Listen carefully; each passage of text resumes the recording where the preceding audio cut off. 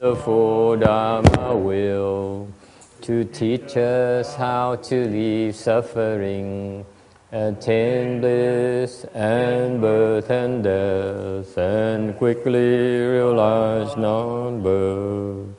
Cùng thính đại đức tặng thinh, vì thứ pháp hội cập nhật thiết chúng sanh, tinh chiến diệu pháp luân giao đạo ngã môn, như há liêu sanh thoát tư đi khổ đạc lạc, tốt chứng vô sanh. Homage to the Blessed, Noble, and perfectly enlightened one. Nam mô Saranto Suche Doye Ola Hadi San Miao Samputo Xie.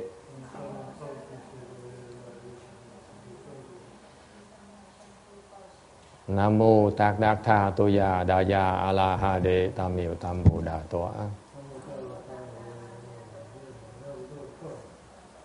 The unsurpassed, profound, subtle, and wonderful Dharma in 100,000 million aeons is difficult to encounter. Now that I've come to receive and maintain it within my sight and hearing, I vow to fathom the thus come one true and actual meaning. Wu shang sheng sheng wei miao fa bai che wan che nan zao yu wo jin jian wen de shou chu yuan jie ru lai che shi yi.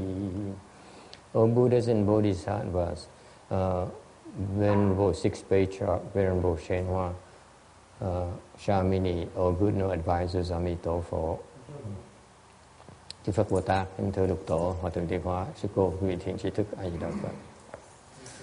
Chư Phật Bồ Tát, Liêu Tzu, Sư Phụ Sang Rần, Shamini, quý vị sang trí sư Amitofo. Okay.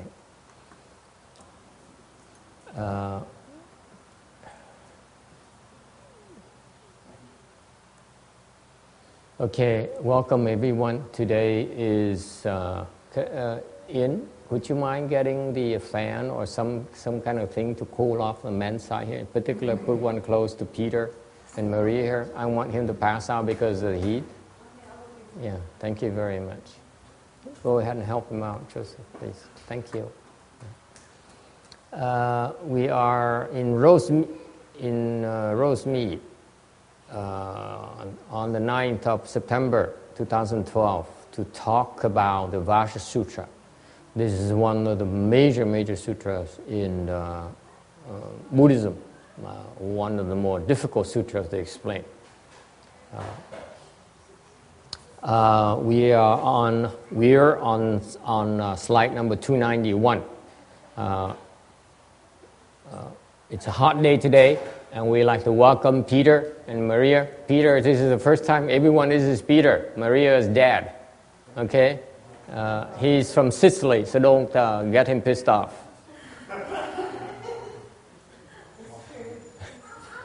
I said that you're from Sicily, so we better not get you upset. There's a big difference between Switzerland and Sicily. Yeah, a big difference. Yeah. And I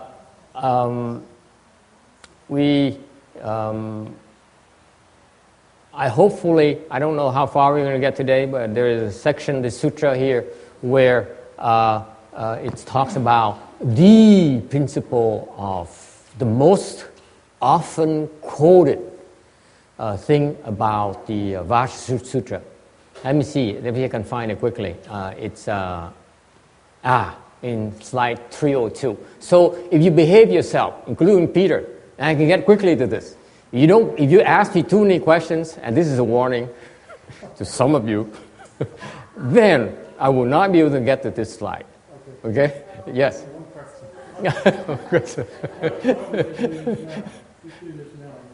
It is. This guy is greedy. Yeah. This is.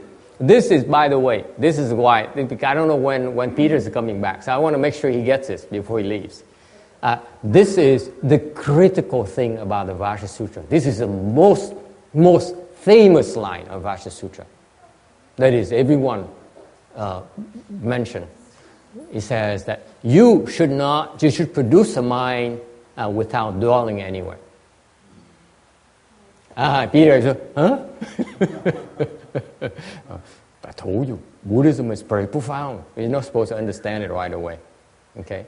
When something is profound, it takes repetition. You keep hearing it, and then one day he said, aha! That's what he meant. Okay? That's what it takes. All right? You got it? Okay. Then we skip the rest of the lecture. I let you contemplate this. Okay? You repeat this to yourself. This is what happened. This is the line that got one of these, the person I just mentioned during the Dharma request, 6th patriarch. This is what got him enlightened. He heard this line. Someone was reciting the sutra, was reading the sutra, and at that time the 6th patriarch was a wood gatherer. He gathers wood in the forest and brings it to town to sell it, to make money. He's very poor.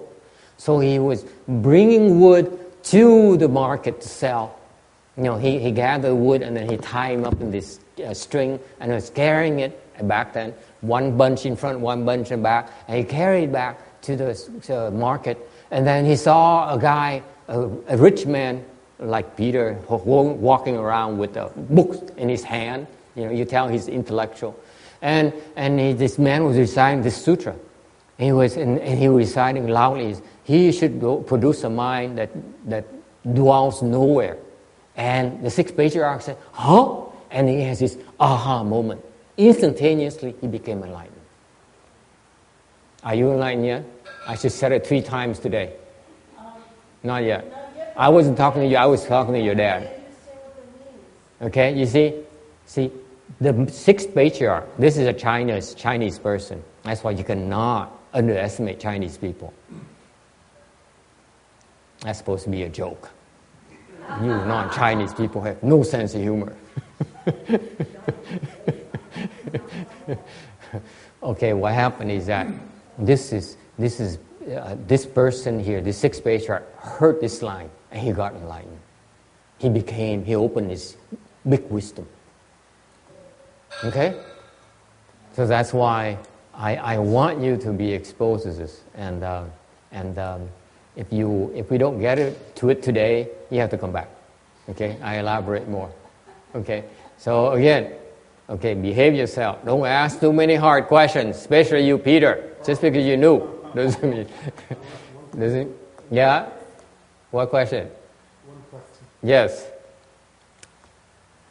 TikTok. I don't have it now. You want to ask it now or you want to ask later? He doesn't know what it is yet. Huh? He doesn't know what he wants to ask for. Wait about the end of the lecture. This is the biggest line in the sutra. This is incredible because I can't wait to tell you about this. This is what no one understands. This is what makes the sutra so hard to understand. This very line, no one gets it. Okay, and everyone talks about it.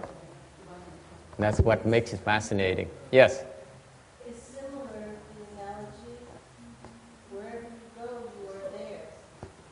Because you're there, wherever you go. So it's the same concept. You should produce the mind without going. It's there, wherever you go. Not quite. It's a good idea, but not quite. You don't get it yet. Yes. I understood because I try to understand it with a couple of habits while I'm being challenged. Mm-hmm. So I understand the part that as much as I'll try to understand, it's going to get even worse because I haven't experienced that. I get that. But how So I should just shut up and just do it, or is it, can I think that I have to press into myself? When I get to this day, that will explain to you. Okay? Okay, you have to wait. You see, now Maria is going crazy. You said, okay, never mind. Okay, sorry, kids. You have to wait. You have to wait for Daddy to be. Okay, go back to the beginning. There's a beginning and there is an end. Okay, so we have to be patient. By the way, it's part of the learning process. You're learning to be patient. When it's time for you to understand, you will understand. It's a matter of time. So you have to be patient. Okay? It's not that important you understand right away. Just listen. Okay? Sometimes a lot of spiritual things are not meant to be understood right away. Okay? All right. Number 10, the adornment of Pure Land. The Buddha said to Shubhiti, what do you think? Was there any Dharma which the Tathagata obtained while with burning lamp Buddha? No, Your Honor, one. There was actually no Dharma which the Tathagata obtained while with burning lamp Buddha. Okay, this is a sacred text. The text. This is the Chinese word. 佛教是菩提，语意云何如来习在燃灯佛所，于法有所得不？不也，世尊。如来在燃灯佛所，于法实无所得. Phật bảo tu Bồ Đề ông ra sao? Thuở xưa Như Lai tại nhiên đăng Phật có đắc pháp gì không? Thưa Thế Tôn, Như Lai tại nhiên đăng Phật thật vô sở đắc pháp. Okay. Slide 294. This is a famous story is often quoted from Shakyamuni Buddha, which is the current Buddha of our world. He, this story recounted on how he met with the burning lamp Buddha. Đây là cái chuyện mà khi mà Ngài Thích Ca Mâu Ni lúc trước còn tu đó, đang tu đó, thì gặp Ngài Nhiên Đăng Phật và được Phật thọ ký. At that time, Shakyamuni Buddha was a monk. Bhikshu means monk. Okay? Bhikshu is a Sanskrit word. Can you read this? You can read this, right? Can you, or is it too? Peter, can you read it, or you're not too much into reading? He only listens. Peter only listens, guys. So, okay, Bhikshu is back then the Buddha was not a Buddha yet, and he was a person like us. He was a man, and he was a monk like me. And he was walking down the road, and from afar, he saw another monk walking towards him. This is a long, long time ago. And between them, he saw a large puddle of water. Okay? Now, he looked the other monk, he saw an old monk. Okay? So he brought forth a mind of respect. So when the old monk was about to run into the large puddle of water, what did he do? What did this young monk do? He laid his body onto the puddle of water, okay, to offer so that the bhikshu, the other monk, will not get wet. He doesn't have to wade into the water. So he laid his body, the young monk laid his body onto a puddle of water, and he discovered that he's still not covering the entire puddle of water. So what he did do back then, he had some hair that back then they wrap on top of the head, and he laid his hair. He uncoiled his hair and laid the hair on top of the water. Okay, so that now the old ascetic, the old bhikshu can then walk into dry stuff. So the bhikshu accepted. He actually, can you imagine? This is an old monk who actually stepped on a young monk's hair and body to cross a puddle of water. Think about that. I don't think very modern day people would do that, would they? Would you? Would you do that? You wouldn't dare, would you? Think about it. This is so unusual that they're both the same kind. They're both monks, okay? And yet one young monk sacrificed his body, offered his body, and the other accepted. Okay? Why?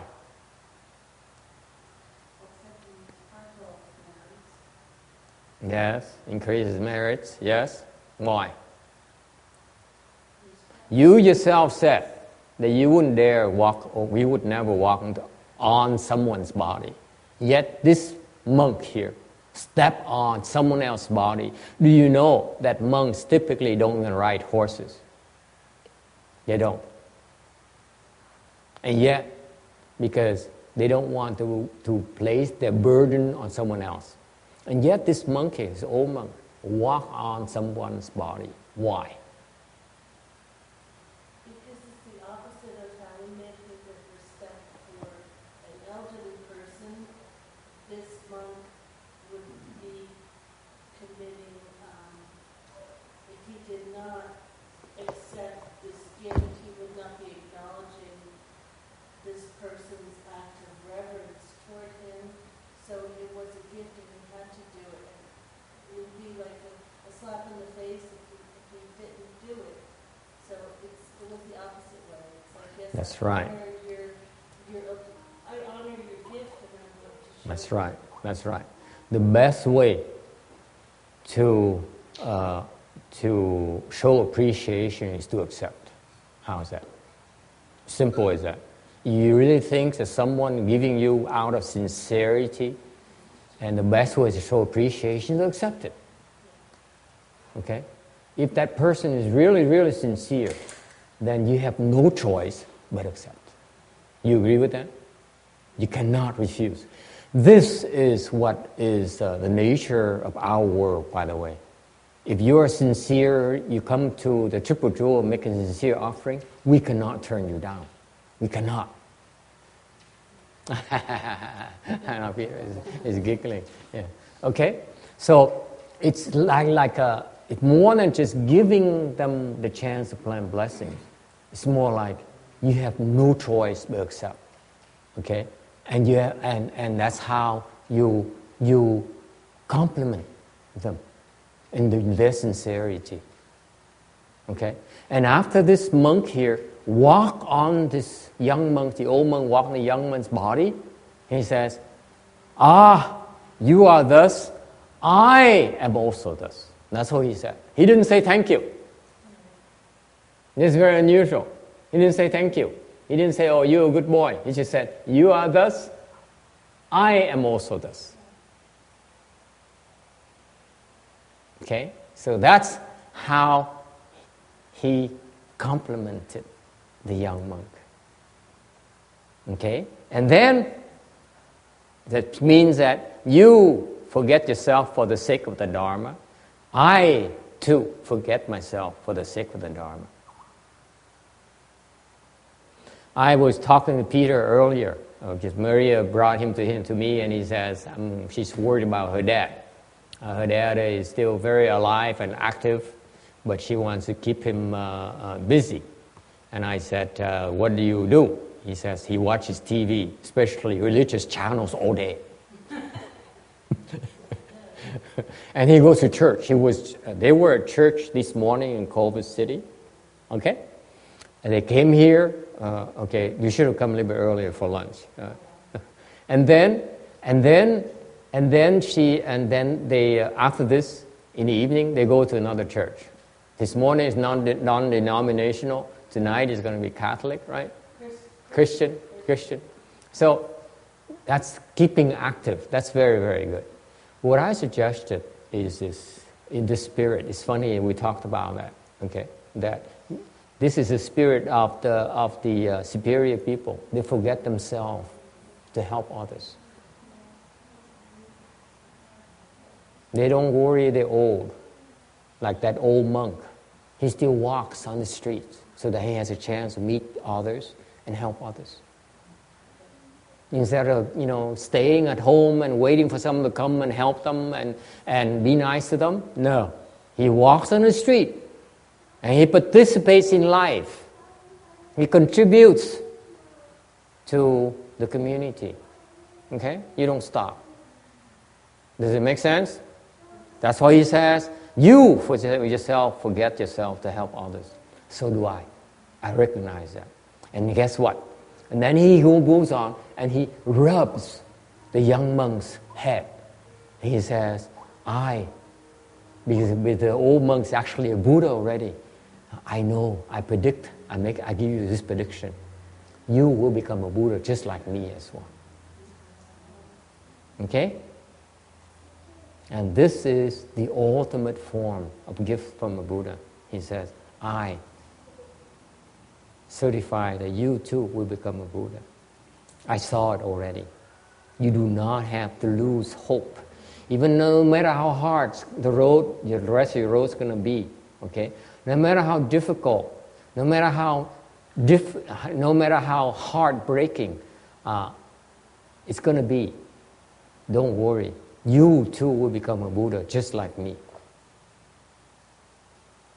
Okay? That's the ultimate gift from a Buddha.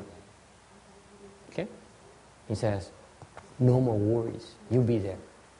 I saw it. Because when the Buddha said that, it's not basically being polite or making a promise. He says, I see it already. In a couple of slides, I show you. Actually, he says, I know when you're going to become a Buddha. Alright? Cái này là cái chuyện viên năng Phật mà Đức Phật Thích Ca lúc đó làm tỳ kheo thì mới cống hiến cái thân mình để cho Phật dẫm. Đức Phật Nhiên Năng Phật là một cái vị tỳ kheo già. Nhờ Thích Ca mà Phật lúc đó là một cái tỳ kheo trẻ mới cúng hiến cái thân mình để cho Đức Phật cái tỳ kheo già khỏi dẫm cái vũng nước. Thì nhờ như vậy mà Nhiên Năng Phật mới là chấp nhận. Chuyện rất kỳ lạ là thời đó, thời buổi này không ai dám đi trên chân thân người khác. Thời đó Đức Nhiên Năng Phật nhận, xong rồi nói nể giả như thị, ngã giả như thị. Nói là ông như vậy, tu như vậy. Có nghĩa rằng là chúng ta đều tự xả cái thân để mà giúp người khác, để mà tu Phật Pháp. Okay. Ngờ như vậy, cái người tỳ kheo già mới xoa đầu và thọ ký với Phật Thích Ca, nói rõ ràng là trong tương lai ta thấy rằng con sẽ thành Phật như ta vậy đó. Cái này là một cái sự bố thí mà sâu xa nhất mà Phật có thể cho. Ngài thấy rằng Thích Ca Mâu Ni sẽ thành Phật như Ngài, thành không cần phải lo gì nữa, không cần phải âu nữa, trước sau sẽ thành Phật. Okay, any questions about this? 295. Okay, this is recorded in something called Giving Prediction in Fundamental Practice Collection and Auspicious Response Sutras. Cái này trong cái bổn thành tập kinh và thủy ứng kinh. Before leaving the home life, burning lamp Buddha was ingot light. Trước gọi là đỉnh quang. Ingot is without legs. With legs is called lamp. Okay. At his birth, his body was bright like a lamp. Hồi đó sinh ra thì thân nó sáng như cái đèn vậy. At the time, Shakyamuni Buddha, when he was manifesting as a monk, a young monk, he is actually a 7th round Bodhisattva. Folks, this is very, very high level cultivator. Hồi đó, Phật Thích Ca trong cái trường hợp này, trong câu chuyện này là Ngài đã đắc được cái thất địa Bồ Tát này. Excuse me. It's called Scholar Pure Youth. Hồi đó gọi là nho đồng thiện huệ. And he was a 7th ground Bodhisattva. He's at the verge, if you will, of becoming a great Bodhisattva. Đó là sắp thành đại Bồ Tát rồi. And this is towards the end of the second Asamkhya Kalpa, because the Buddha said he cultivated 3 Asamkhya Kalpas before he became a Buddha. So this is 2/3 of the way already.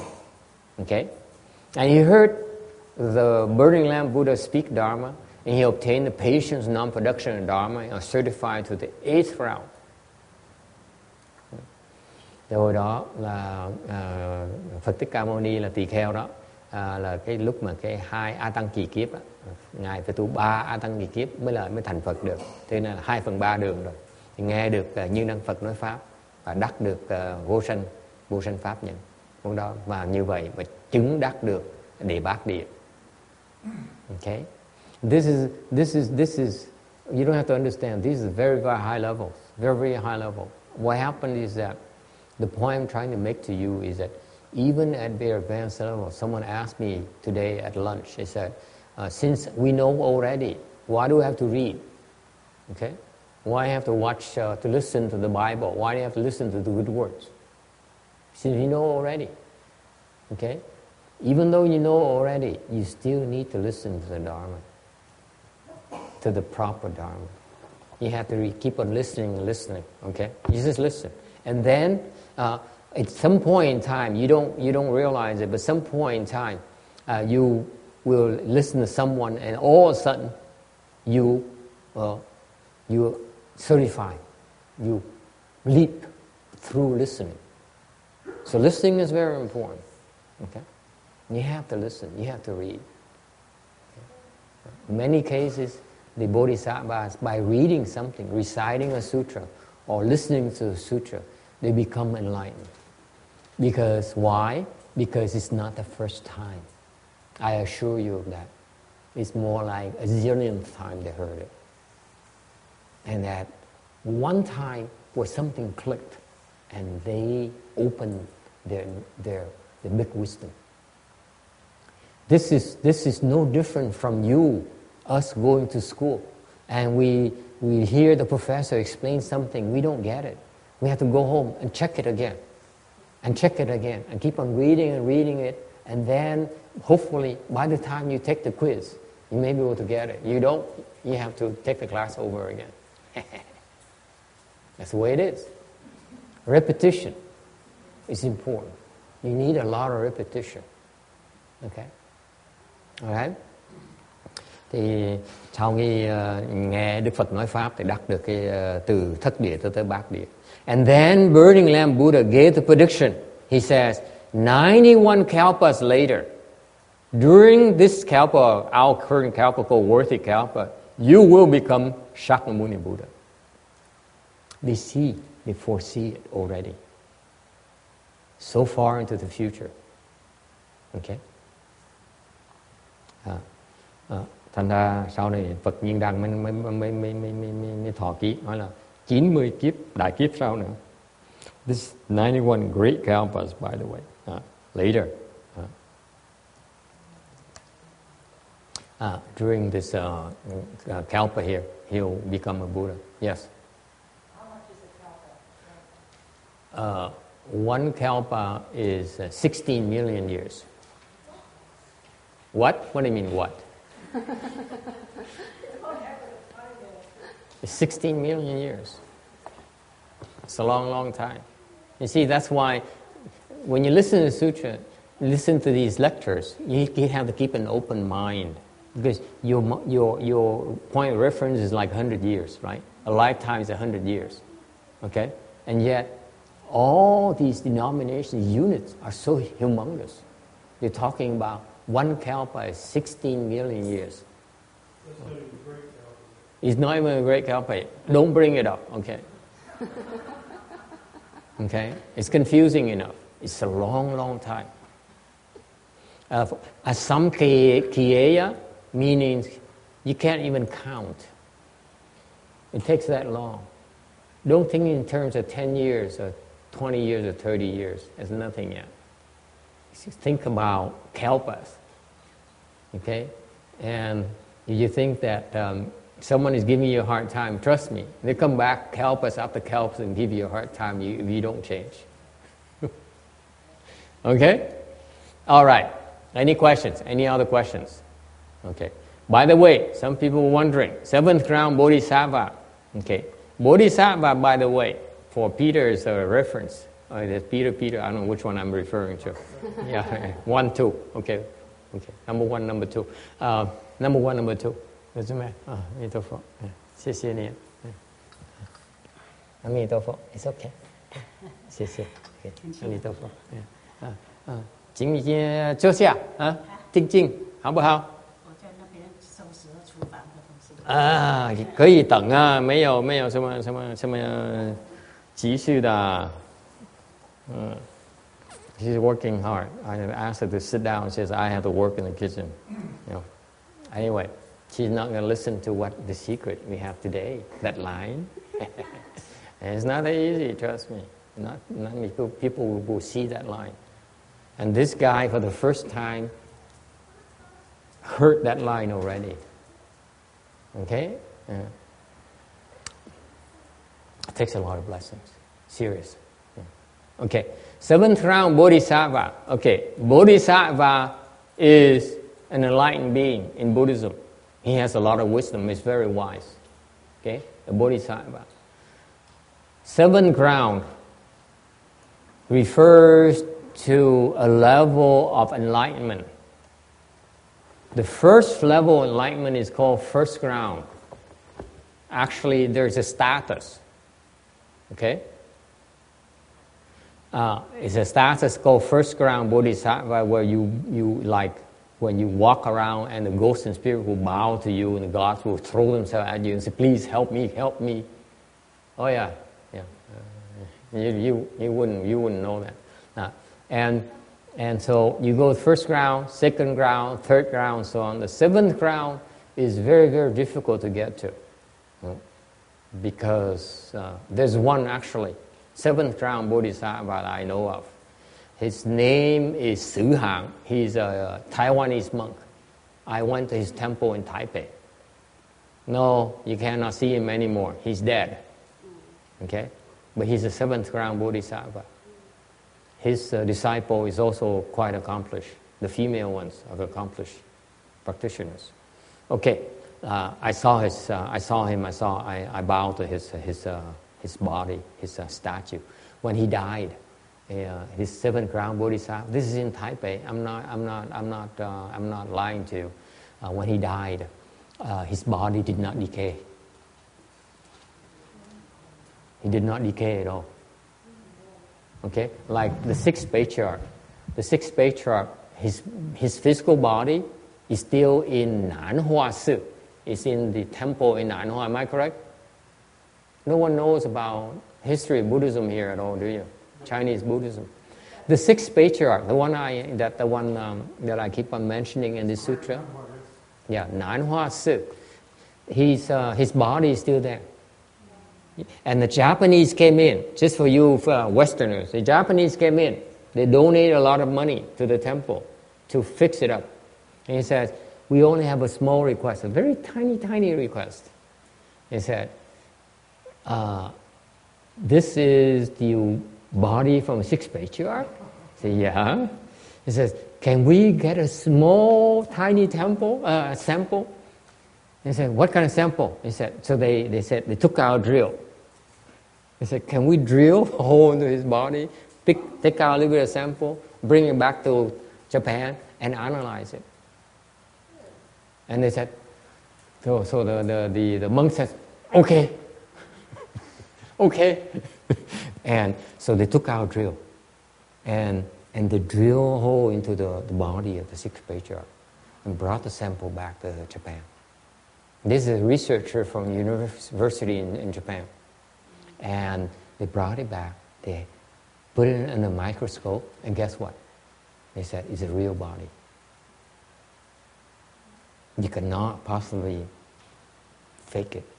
It's a real body with tissue and everything. It's non-decayed for thousands of years. This is true. This is a miracle in Buddhism. Master. Finally, the question. Yes. This will be my first and last question for this today. But are you saying that the sixth patriarch, Huineng, his body is still not corrupt? It's still not decaying. Still not corrupt? It's still not decaying. No preservatives were put in it? You should go to YongHua Su and take a look for yourself. He's a tiny, tiny man, about this tall, and he's not decaying. This happens a lot to the Chan people, the meditation people in Buddhism, by the way. For example, in Vietnam, there are a couple of monks in northern Vietnam, who lived in a mountain, who practiced chant, and their body did not decay. And then they find out about it, and they stole the body, and I think they burned it in their chimney or something, fireplace or something. But the body of Venerable Hui Neng, the sixth patriarch, is still in Nanhua Sư in China right now. You have to go see it. It's incredible. He was like 800 after Christ, so 1700 years ago.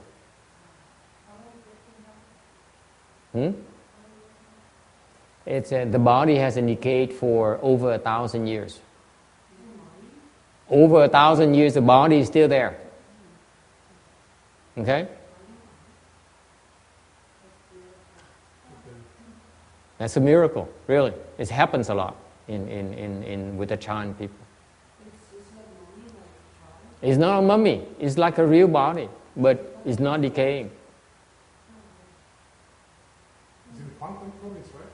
What? Guangdong? Guangdong? Guangdong. Nanhua temple. Nanhua Sư. I've never been there. I just heard of it. You think I have money to travel to China? I think it's in Guangdong. Yeah, probably. Yeah. It is incredible. I mean, it's a fantastic. A lot of these Chan monks are like that, so it's not uncommon at all.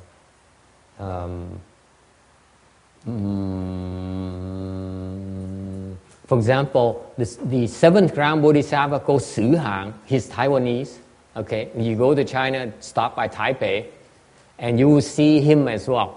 What happened is he died. He's a fat monk. Okay, humongous, who's the unusual for a monk. Monks are usually not very big, and this is a big monk. And when he died, his body did not decay. Okay, so what they did is they actually shrunk a little bit because there's a lot of stuff there he didn't need, so he shrunk a little bit. Okay. And then, but he still didn't decay. So what they did, his disciple did, is they encased his body in gold. They gilded his body. So you can still go to his temple. It's called the Bodhisattva in the flesh. It's known in Taipei. And no one really knows in Taiwan what level he is. But I went to him, I saw him in person. Okay, I saw his statue. That's why I knew where he was and looked at everything. And you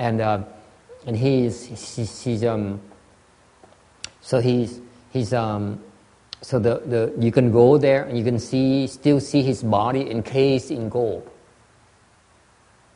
Okay, you can believe it because the Buddhists wouldn't lie. We don't say that it doesn't decay. It decays. We don't say it doesn't decay to get the donations. You don't do that. So. So this particular monk here, Taiwanese monk, is a seventh ground Bodhisattva. Okay, I can tell you that. Now he's dead, so when he's alive, I can't tell you these things. Yes. So, like, what makes you number 1, 2, 3, 4, 5, 6, instead of like, do you have to do certain things? And somebody says, okay, you're first ground Bodhisattva, I'm your third ground Bodhisattva, and you'll be seventh ground. Like, what makes you in these like demarcations? What makes it? Yeah. It takes a lot of hard work. Okay. Câu hỏi là làm sao mà đắc được sơ quả, sơ địa nghĩa là sao? Sơ địa là sao? Thầy trả lời là phải cần tu rất là gắt gao. It takes so much hard work to make it the first ground Bodhisattva. Very, very difficult to get there. Okay, and once you get there, it's even more difficult to make it to the second ground Bodhisattva. It does not get any easier. If you meet people who says, "Oh, cultivation is not a big deal," it's not true. Cultivation is a lot of hard work. It is so hard, and at the same time, because it's so hard, just like academia, the harder it is, the more fascinating it is, isn't it? It's more rewarding. It's so hard that you learn a lot more and you be at your best. You keep on having to reach out and develop and grow and become a better person than you are. Okay? You have to open your mind. You develop your mind. You have to grow. And that's why these people, when you reach first ground bodhisattva, it is so wonderful that they don't no longer look at it as hard. They look at it as just a way of life, just something they do. Okay? Like us right now, most of you go to the temple and you have to go to the temple again. I hope they cook something good today for lunch. Okay? Make it worth my while. Because if they don't, I'm not coming back next week.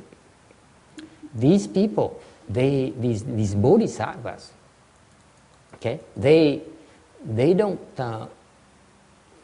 think of it that way anymore. They just do. They just go and help. They don't say, I can't do it. Okay? They don't say that I don't like it. People don't like me. You still come and help. Okay? Because it's the right thing to do. Okay? All right. Any other questions? Oh, by the way, you still have one more question. That's an easy question. I already told you that I ask one question. Is today's question over? No, only one hard question. The easy questions don't count. Easy questions, I'm not worried. Only one hard question. How can you tell it's a hard question, John? You see me frowning. You found all my questions. They were hard. I'm confused. So, yes.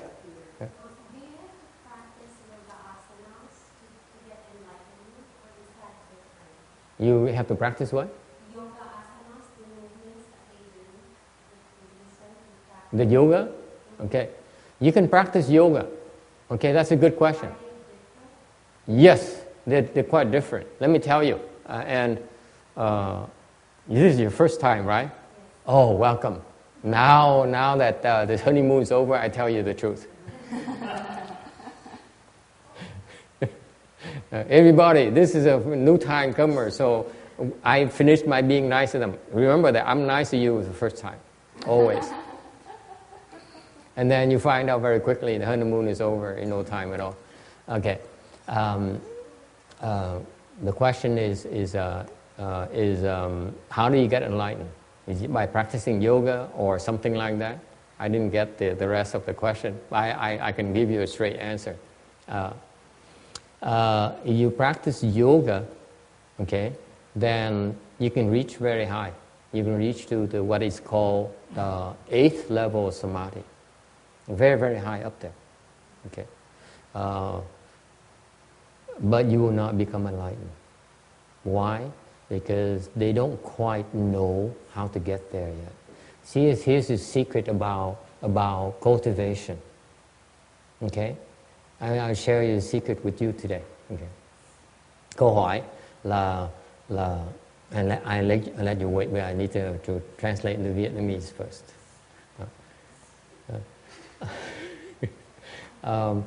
Câu hỏi là làm sao mà giác ngộ, thì thầy mới trả lời nói là giác ngộ có phải luyện yoga này không? Thầy nói là cô lần đầu tiên tới đây. Thầy nói ok, thầy hoan nghênh cô tới lần đầu tiên. Bây giờ thầy trả lời thành thật, trả lời nói theo cái hiểu biết của thầy.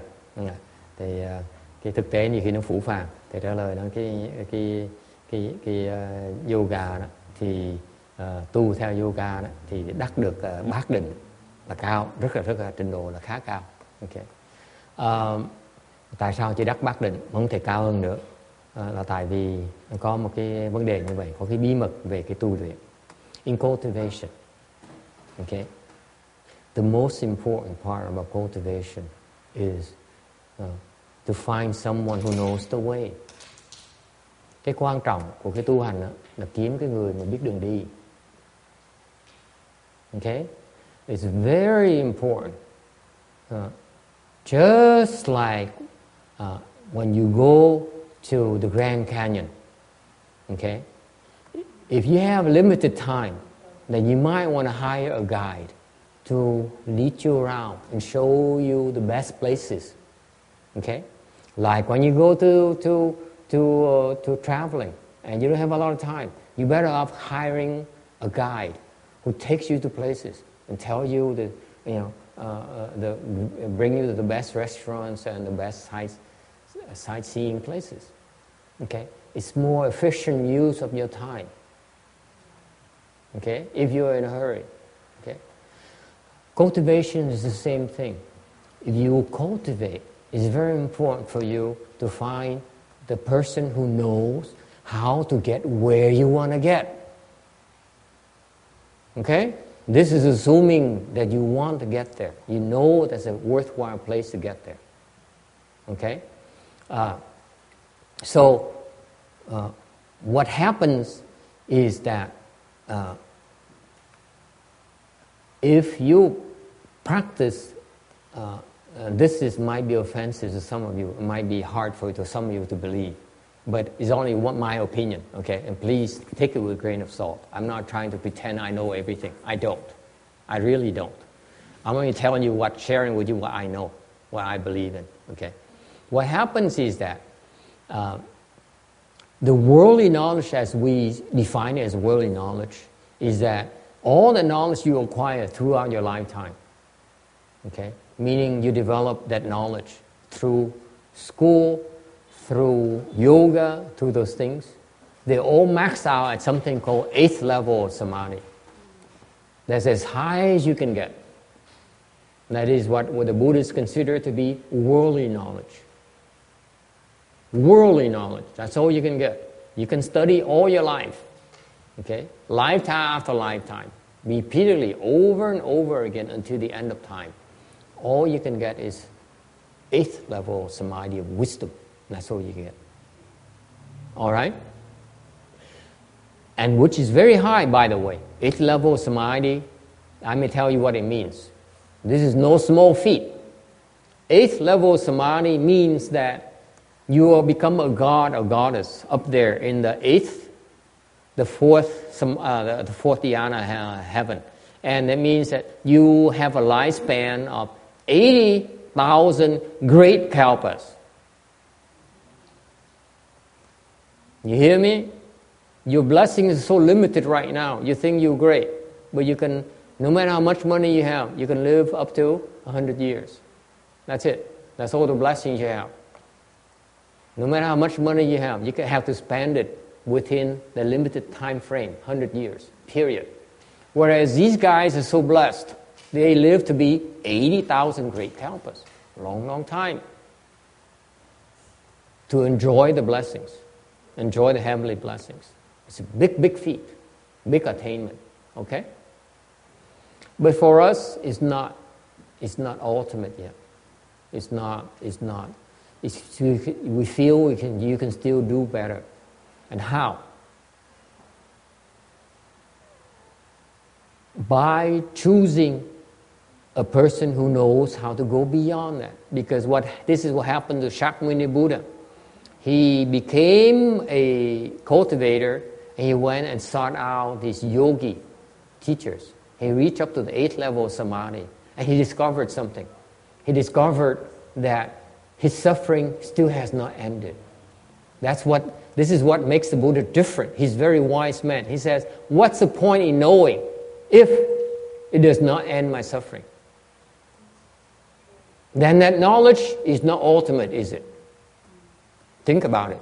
What's the point in knowing if you still suffer? Aren't we solving the wrong problems? Shouldn't we be solving the problem of ending the suffering instead of acquiring knowledge? Right? So this is what differentiates Shakyamuni Buddha from us. We go for knowledge. He goes for the ultimate knowledge. Okay? The mother of all knowledge. Okay? And so he went to 8th level samadhi through the yogic practice. Similar to yogic practice. He says, whoops, this is wonderful, but I'm still not happy yet. This man is very smart. He says, you can say all you want, but ultimately, I still find times during the day where I'm unhappy. I'm still not satisfied yet. I need to be at the state where I'm happy all the time. Okay? Not just when I'm with someone. I have to be happy every time, anytime, and everywhere. Yes? So, Nestor, what is your purpose? What is my purpose? My purpose is to be happy. What matters if you're happy and everybody is not happy? What? Why is it important if you're happy and everyone else is not happy? None of my business. No, my thing is, I've been thinking, does it really matter because that person started from there? Because I thought that if there was no human beings, then there was just nature. So Okay. there's no language, there's no time because there's no names. But even though we think there's a time because we put names in it yesterday or 100 years ago, but if you die after 1,000 years, nobody remembers about you. So you're not really in time. So I thought that Buddha maybe is beyond that. But if Master yourself try to be Buddha, you have the desire, that kind of goal, or Here's the difference. Here's the difference. The difference between a person who is wiser versus another person who is not as wise is that the wiser person knows how to be happier. Knows, believes that he or she can be happier. Okay, is working towards it. Whereas the not very wise person says, I'm happy, I'm satisfied. The other person says, I have a better way. I'm still not there yet. Okay? That answers your question. Why is it some you're happy and some other people are unhappy? It's because they don't know they really are unhappy. They think they're happy. They think that that's all they can get. This is the difference between the Buddha and us. The Buddha says, I reach the highest level possible of worldly wisdom you have, that people can acquire. I see that I still am suffering. I still am not entirely happy yet. There must be something else better. I better find it. Well, he went and found it. He found it, and he taught us. So this, what is called Buddhism. Buddhism is a set of beliefs, set of practices, more than beliefs, practices that will help you get there, will help you be and attain the same level as the Buddha's level of happiness. Okay? Now, the difference between the various people is that there's some people, like the Bodhisattva says, I can be happier. I'm happy already. I can be a lot happier. They're still working at it. Whereas we are content. Okay? So, going back to the original question, can you practice yoga to become enlightened? The answer is no. Practicing yoga will not bring you to enlightenment. Okay? This is what I started by saying, that the secret of cultivation is to follow someone who knows how to get there. I'm going to give you a blunt answer. You follow a yogi teacher, will not bring you there. It will not. Okay? You don't have to believe me. You follow it like the Buddha did. I'm not telling you something that didn't happen before. Shakyamuni Buddha followed a teacher. He went to the 8th level of samadhi. He says, not there yet. Not happy yet. So he discovered his own way. And then he found the ultimate happiness by becoming a Buddha. He said, wow, this is wonderful. Must tell people about this. And he came back. He taught us Buddhism. So, I don't know about you, okay, but I, as a monk, Buddhist monk, I'm following his footsteps, okay, hoping that someday I also will be just as happy as the Buddha, and no less. Pretty ambitious you will. Okay? Depends on who you are. You want to settle for less? So be it. Okay? It's your choice. Yes? I'm just always so curious, how do you even know that such a thing was possible to end suffering? How do we even know that this is what I'm going to do when such a thing to end suffering? I mean, that seems like so immense of a thought. I told you, we may not make it to slide 302. Remember? See? I told you. Okay? Because of this young lady here is the first time I want to show her this before she leaves. And she may not ever come back. This is the biggest line in the Vajra Sutra. He should produce a mind without dwelling anywhere. This is the biggest line of the sutra. Yes? I read, I think it's Introduction to the Wisdom, and it says one way to be happy or one way on the path of enlightenment is being passionate. Is that true? Yes. Yes. It's not only one way, that's the way. One of the three requirements. Okay? That is true. Not just compassionate, you have to be greatly compassionate. Being compassionate is not enough. That instruction lacks precision. Anyway, going back to the question here. It says, how do I know I'm suffering? How do I know I'm happy? Right? That's a fundamental question. How do you know you're happy? Huh? How do you know? Can I ask you a hard question? How do you know you're happy? How do I know I'm happy? Yes. That's a fundamental question. How can we talk about happiness? It's a perception problem. Perception problem. What do you mean? It always stays in your perception. If you think you're happy, you're happy. If you're not happy, you're not happy. A beggar on the street may think that he's the happiest guy in the world, but objective viewpoint, he's not so happy, but subjective viewpoint, yes, he may be happy. Okay. Did you hear him? Okay. You agree with that? You do? I'm not talking to you again. John disagrees. Why do you disagree?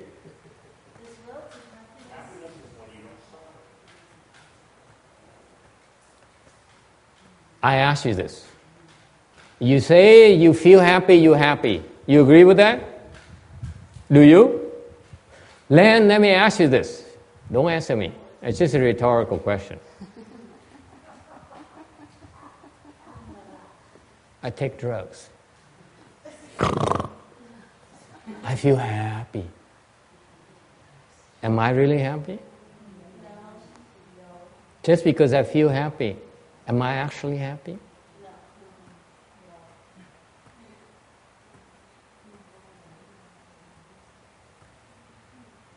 Boy, you have a hard time with me. You have to argue against me. Yes. We're not happy, that's why we have a Okay. Question, original question. How do you know you're happy? Okay. The answer is you are happy when you are not suffering.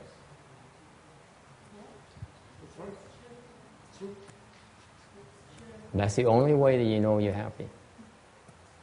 When you no longer suffer, that's when you're happy. But the question is the perception problem, because if he thinks that he's not suffering... Okay, careful. The worldly people, normal people, okay, ordinary people will say, I want to pursue things that make me happy. You agree with that? This is what you all are doing. Say, I want to get things that make me happy. I want to buy a car. I want to go to a nice restaurant. Okay? And he pays for that. Instant gratification. And then I hope that someone stops by and give me a flower, and then he'll get for it for me. And then there is a mariachi band that says, no. Okay? your happiness seems to ride on pleasant things, right? Things are pleasant. And you know what? That is what the Buddha defines it as. What is your name, by the way? Okay. The Buddha calls that suffering.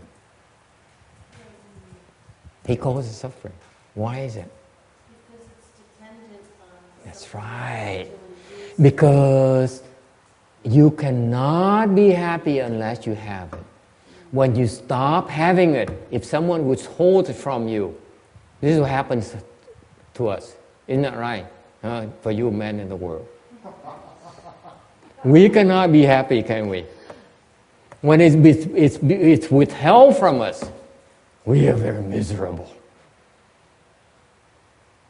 It's supposed to be a joke. You guys have no sense of humor at all. And look at these women. They pretend they don't know what I'm talking about. Okay?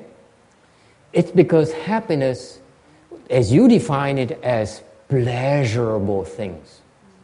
Whereas happiness should be defined as the lack of unpleasurable things, not the presence of pleasurable things.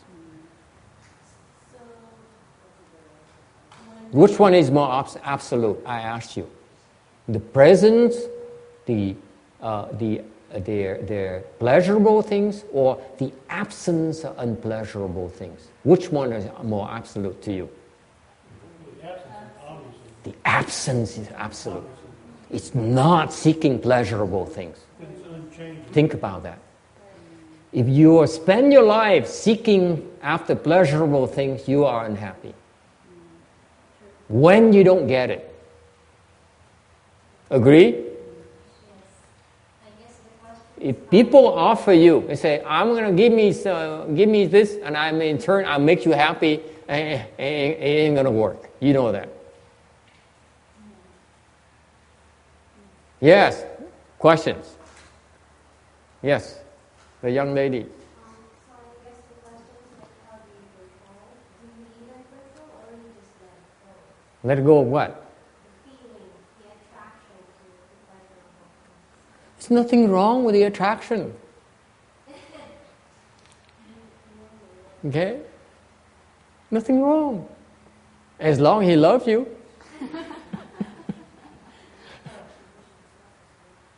John disagrees.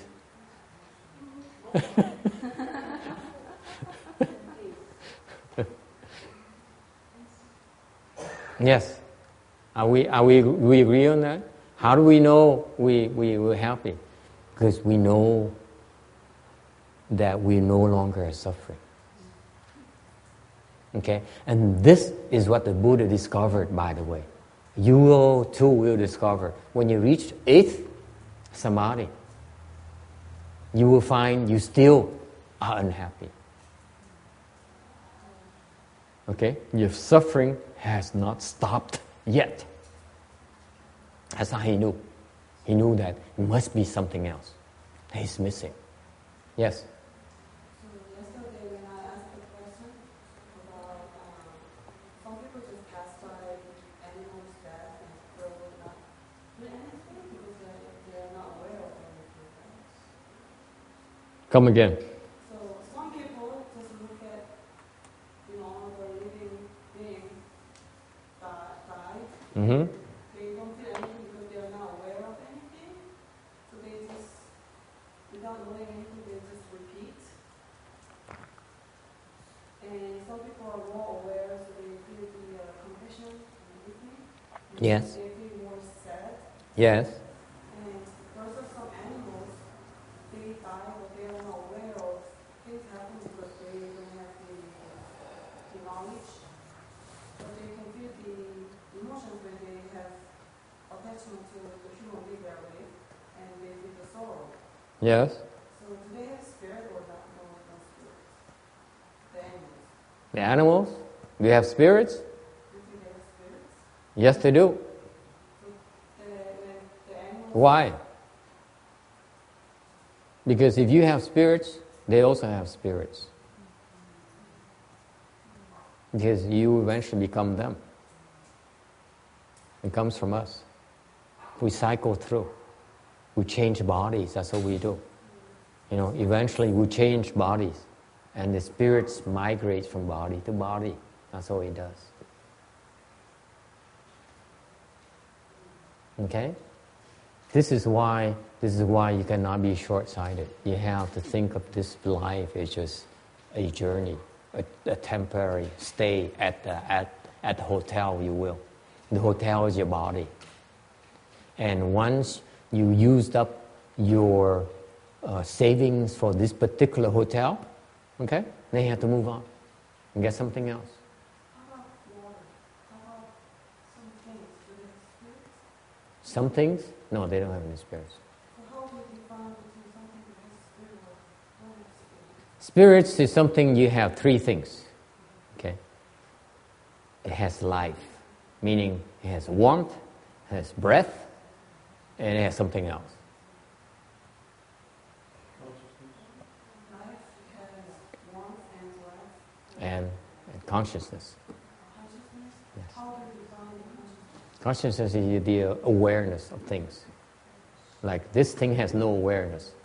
You hit it, it doesn't hurt. The slide is game. You're not 296. Sorry about that. How do you know that? How do I know that? You ask it. Does it answer you? Yes. he says, you insult it. Does it get upset? It has no feelings. It has no conscience. It doesn't even know you're insulting it. But you know when you insult it, right? Well, I mean, if you think of, sorry, I'm like becoming like question freak, but Yeah.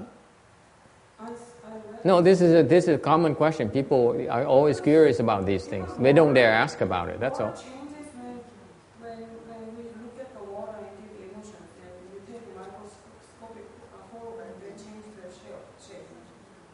Only we know it while we observe from the sensory. So how do you know if things have spirit? Because our body How do we know? is made of all these things. Yeah. It just circulates, like the soil becomes the tree, and then we eat the tree and we become us. Yeah. So how do you know? There's walls. A tree has a wall, something called bark. Water has a wall, something called shore. The body has a wall, something called skin. The separation, clear separation. You cannot mix them together. They're separate entities.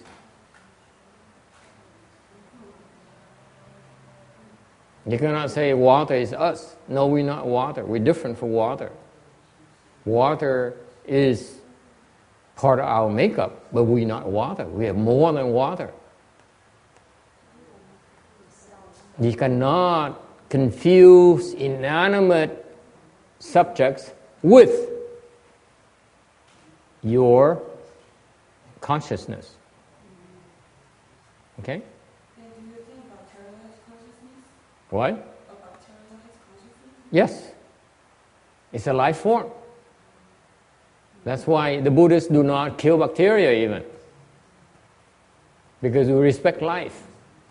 Then how come the Dalai Lama would have to be socialist? How come what? No, I know it's a stupid question, but how come if a Buddhist, true Buddhist believes you can't kill bacteria, Uh-huh. then if you get sick, you don't go to hospital because you know that you're going to have to kill bacteria to survive? No, when you get sick, it's different.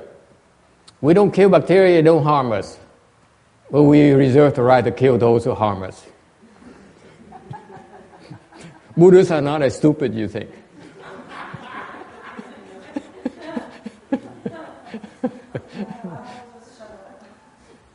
No, it's just being practical. I want to keep on practicing Buddhism. I don't want to die yet. So if you stop me from practicing Buddhism, I get very upset. Yes. I told you, we're not going to never get to 302. I'm kidding. Okay, you go ahead. It's okay. It's perfectly okay. Buddhism is about answering people's questions. Buddhism is not meant for me to come in here. This is not how I lecture Buddhism. Okay? If you have questions, I will talk to you. Okay? Because that's part of Buddhism. It's not a prepared speech. It's about answering your questions and discussing things that are relevant to you, as long as it's not too hard. Yes? I had so much difficulty with some of the different religions. And with Buddhism, I think, I had been on the Vipassana retreat and just meditate for 10 days and listen to the Dharma instructors and try to put aside any of the things that we might have heard and remain equanimous, is what they said. But how do you, and then there's other forms which are a little bit more active.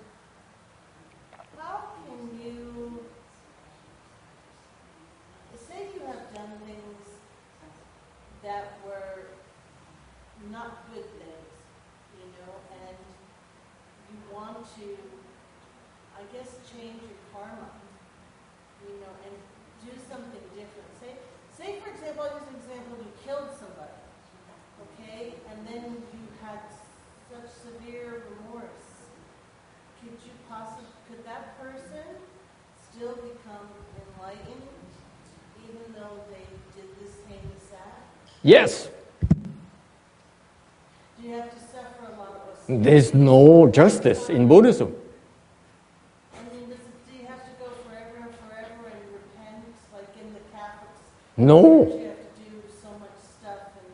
No, you don't have to repent. Now some people are interested.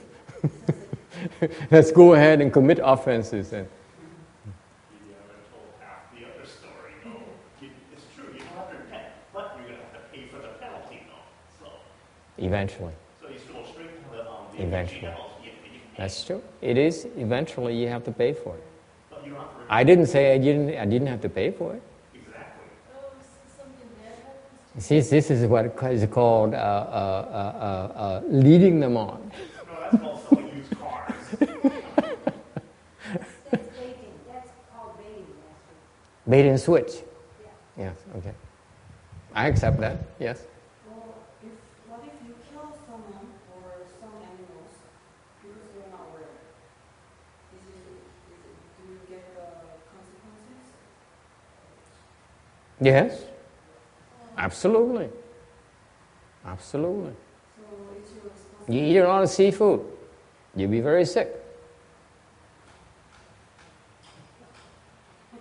Mussels,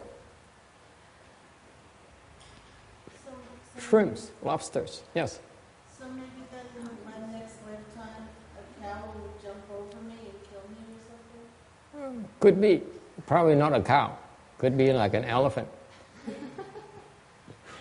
I can tell you a story. Okay.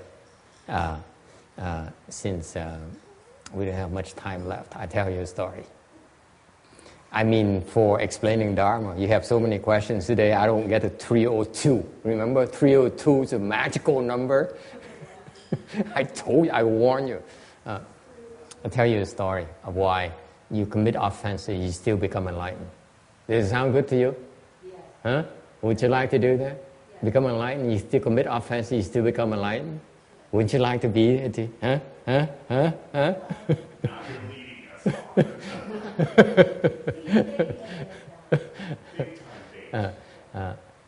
Now, there was a monk, a young monk. Okay, he became a monk because he had ideals. He says, "I want to become enlightened. So I'm making a lot of sacrifices so that I can cultivate vigorously, so that I can obtain liberation, become enlightened." Okay? This young man has ideal. So he became a monk. He shaved his head, gave up his car, his house, Okay, and he became a monk, and he cultivated very seriously, and he was so sincere that people paid attention to him. He has such this noble, this like a detached demeanor. Okay, he's like a gentle soul. He will not harm anyone. He smiles softly, he speaks softly, walks softly. Okay, very adorned. And guess what? All women were so attracted to him. Okay? So, among his supporters of the temple, there is a lady, very rich. Okay? Still very young, a trophy wife, if you will. Okay? She married into wealth, and her husband is a little bit advanced in age, and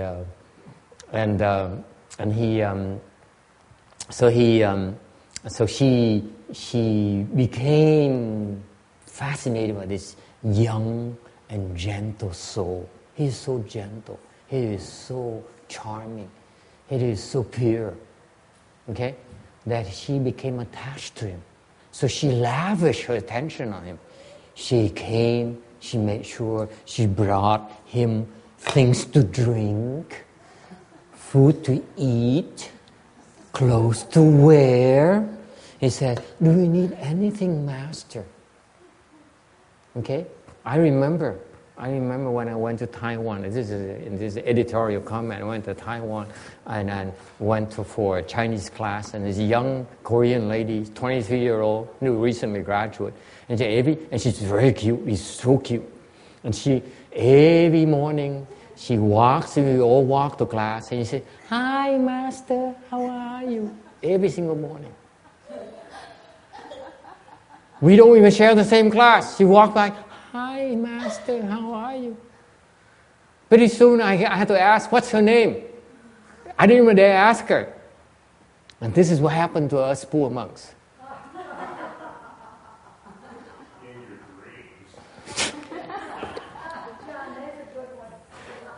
And so because she lavished attention, this monk, this young monk here, and he paid attention to her. And then she said, "Please come to my house. I'd like you to receive offering from my house."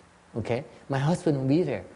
Okay? And of course, when he came to her house, husband wasn't there because he happened to be stepped out for business.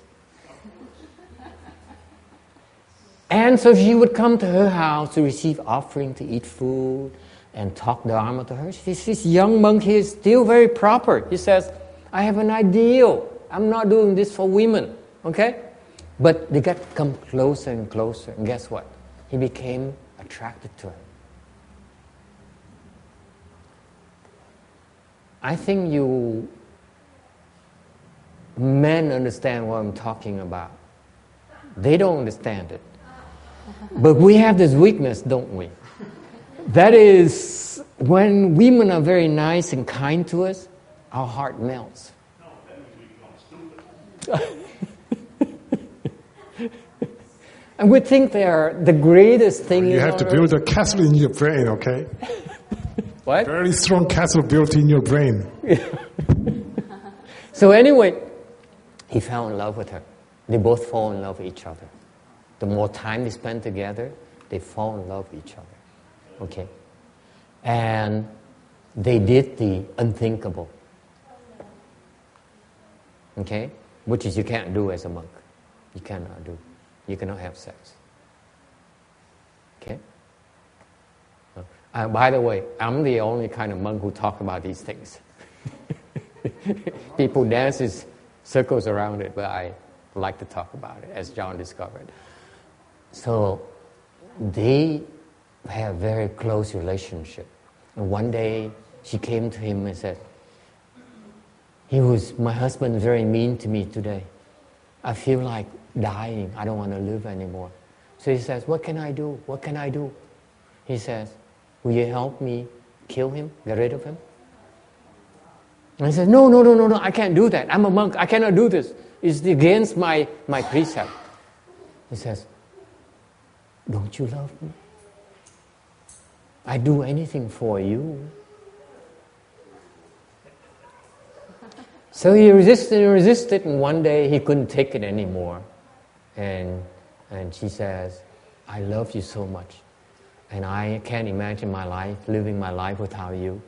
So he finally succumbed, and he says, I will help you kill your husband for you. So, okay, he with a husband, when the husband brought the husband to sightseeing in the mountain, and pushed the husband off the cliff and killed him. So they lived happily after.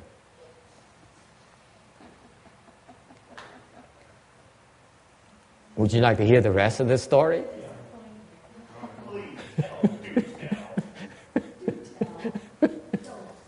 And don't leave out one juicy morsel. No, there's something else. You can't end like that.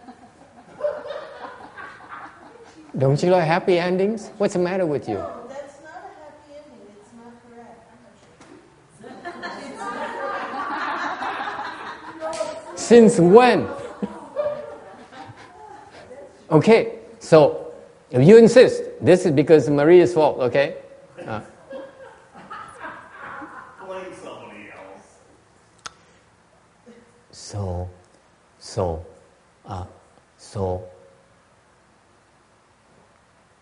he has a problem. He has a guilty conscience now. Men do that, okay? Men tend to have a guilty conscience.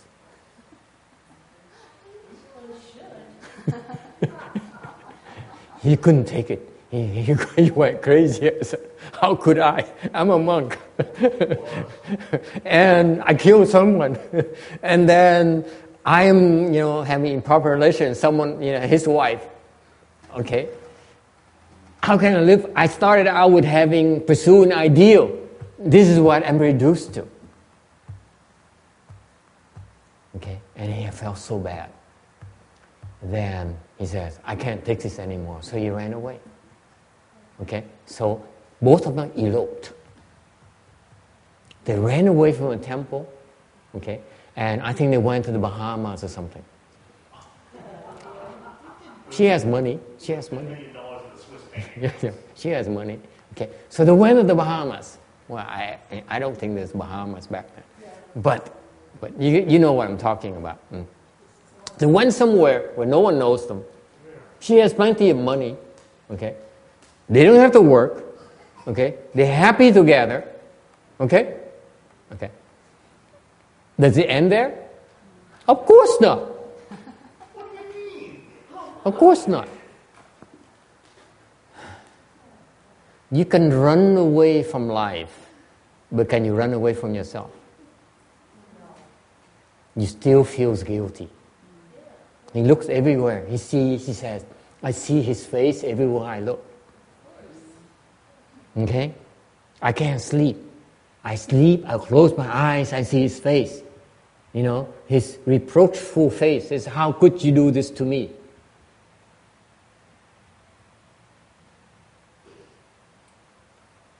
So, one day,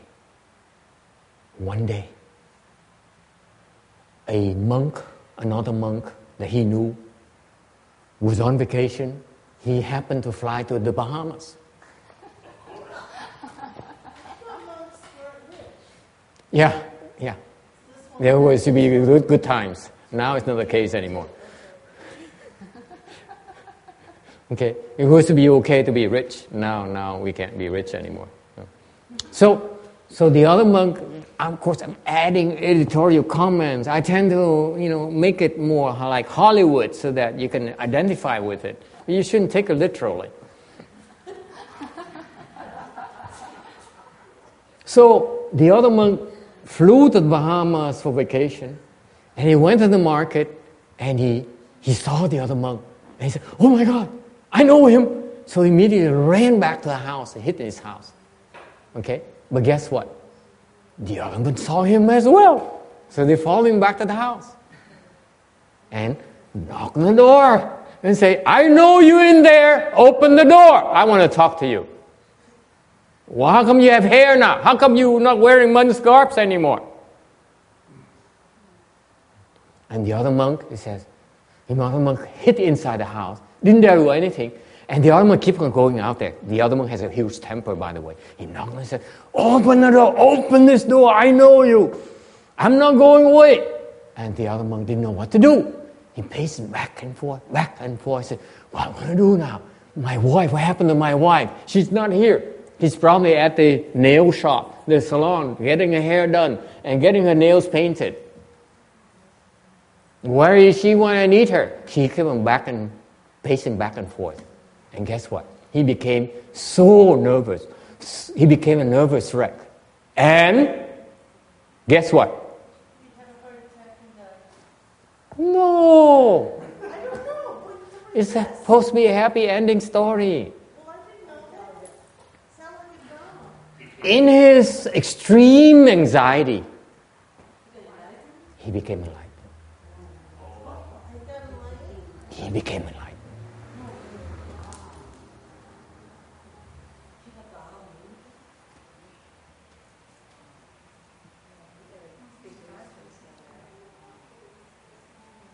So did he open the door? Of course.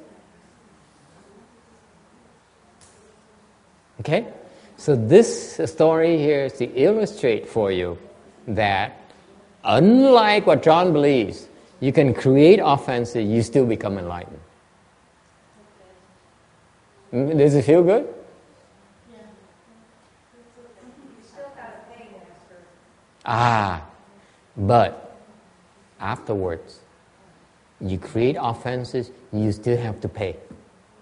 Okay? However, after you become enlightened, it's easy to pay, isn't it? Much easier to pay. Okay. So far, so good? I am not going to translate into Vietnamese. I don't have any time. Okay, you guys ask too many questions. I don't think the Vietnamese are interested in this anyway. Now, let me ask you this. You hear? This is a Buddhist story. This is a true story. Okay? And so let me ask you this. How is it possible he's enlightened? Huh? How? How? How is it possible? How can you be such a bad person and yet become enlightened? Is there no justice?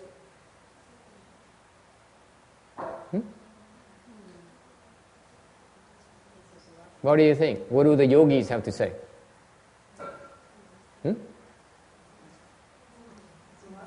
How is it possible? How can you be such a rotten person? How can you be such a rotten person and yet still become enlightened? Isn't it interesting? Think about this. How come we don't have any fan here? I spent an hour and a half and you guys made me forget. There's no fan here for poor Peter. Now the Peters are together, suffering together in the heat. I thought I'd tell you such an interesting story and you look at dogs? Oh my God. I'm not telling any more stories from now on. I ask you, how can a rotten person become enlightened? How is it possible? Please tell me. Yes. Why? Because he did bad thing, he maybe understood to drop the idea of judging others. You want to No, he was a heavy, guilty conscience. He's not even thinking that. Yes.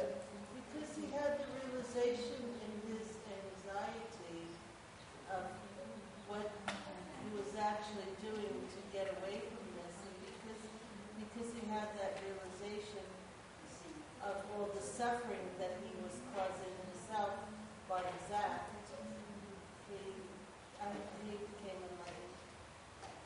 Close. Anyone else? Maybe he's finally woke up from his mistakes. Suffering. Not a bad idea. Yes. Well, he's in an incredibly heightened state from the strain. I think they just cut through everything. Very good. Very good. Did you hear that? Did you hear that? Did you hear that, Peter? It doesn't matter. Only I can tease him like that because otherwise he'll kill you. This guy has a huge temper. And he's from Texas.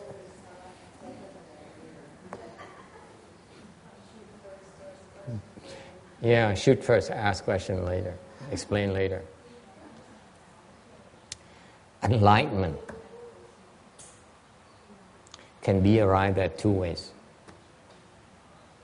I cannot believe I explained this to you right now. I thought I'd keep it a secret and sell it.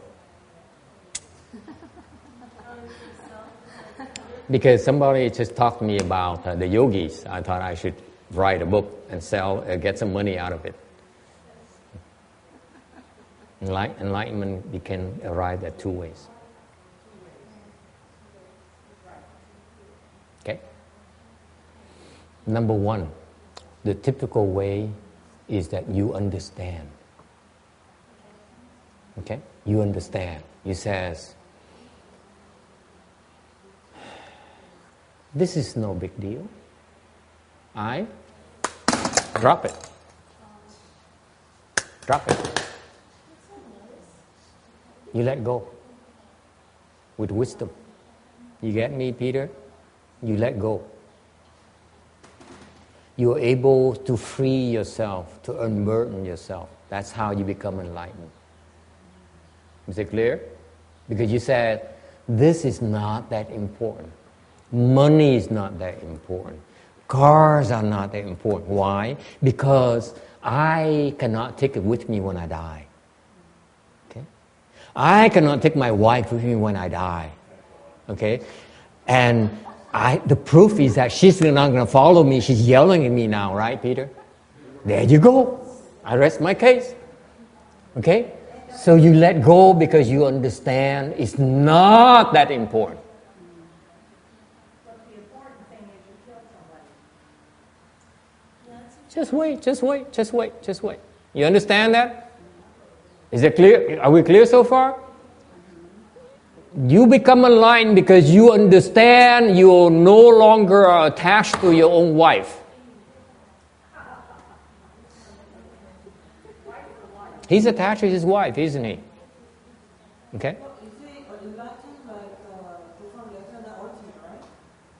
Just coming. I'm coming tonight. Okay? Don't ask too many questions that I cannot answer. Yes? Did you say wife or Wife. wife? The one who's at the salon doing her hair and doing her nails. But you're not attached to your wife. That's not enough. Well, it's more than that, but I'm just being facetious. Okay.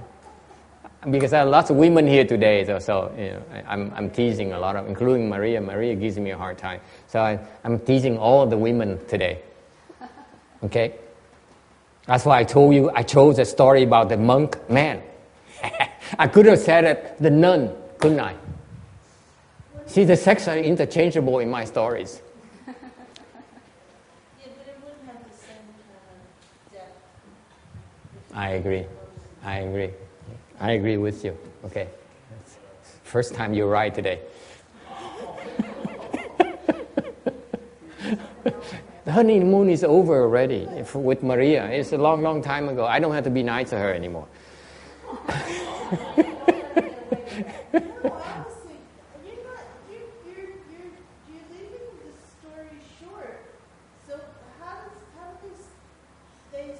is the suffering mitigated but you're still suffering? I'm getting to that. You have to be patient.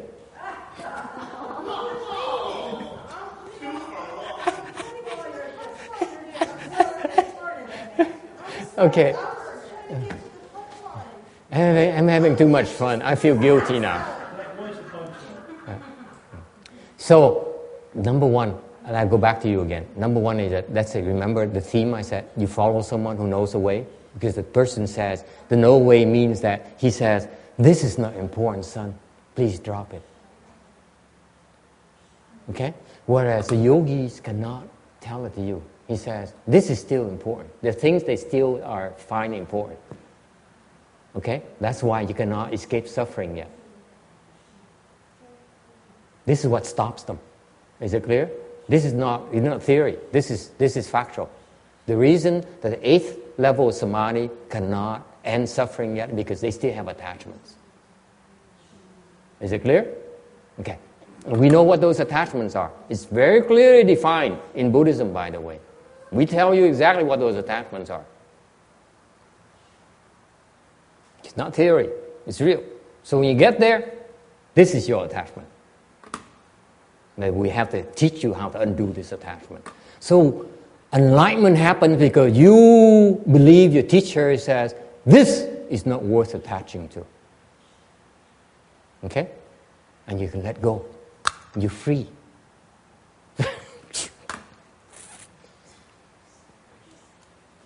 Okay? Sorry about that. So far, so good? Okay. That's the first way.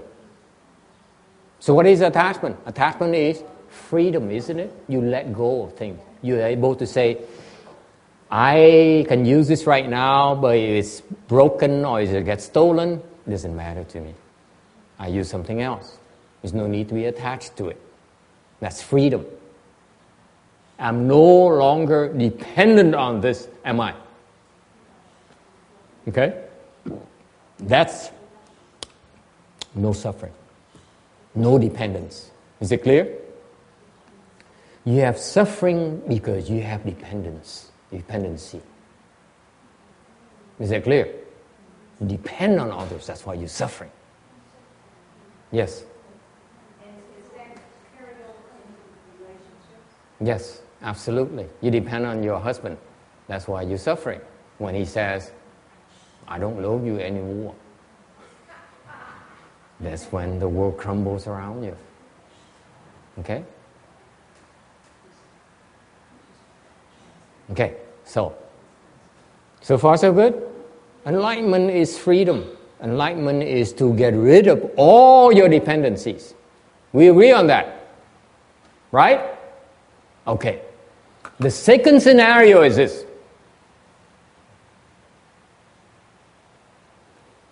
Suppose I'm very attached to this. This represents anything that you're attached to. For Peter here is his wife. Okay? Not the young one, the Peter number 2. He's laughing. You don't think he understands the Dharma talk? He understands. His mind is very clear. You can't fool me. You know how young he is? He's the youngest one of all of you. He feels the youngest. Okay. Anyway, this represents anything you are so attached to right now. Do we understand each other? Please don't tell me what it is. This remains your secret. So far, so good? I'm proving you. I'm making a point here. Okay? So far, so good. This is what you attach to. Don't look behind you, Xian Shun. Okay? So far, so good. Now, suppose you have 1 minute before the atomic bomb explodes, right here in the temple. Okay?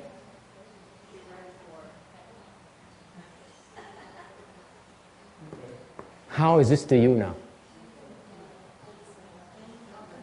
Nothing. Right? Nothing. Peter!